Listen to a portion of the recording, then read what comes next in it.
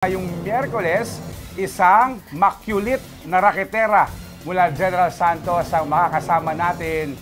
Nandito po si Pinoy Big Brother Gen 11 third big placer, Colette Madelo. Hi, Colette! Hello po! Hello po! Hello po! Bata pa lang po ako, napapanood ko na kayo. Parang hindi ko alam kung mamamana na rin.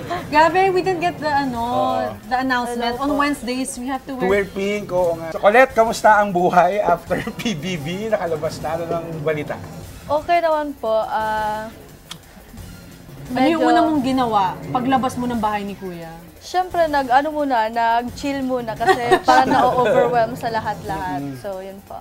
Grabe ba yung adjustment na from living inside the bahay na walang access sa kahit ano, tapos biglang paglabas mo, kilala ka na. Yes, sobrang laki ng adjustment ko po kasi dati, palakad-lakad lang ako sa amin na walang pumapansin.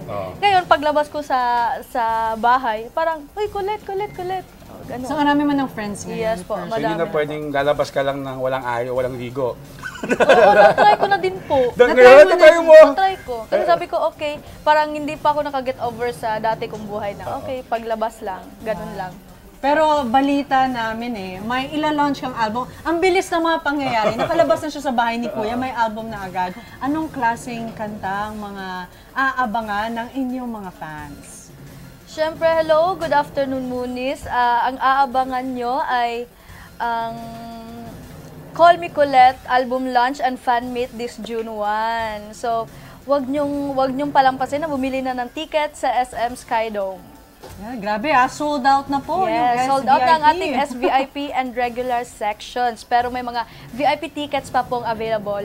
You may buy your tickets now at smtickets.com o any tickets outlets. Kita-kits everyone sa June 1.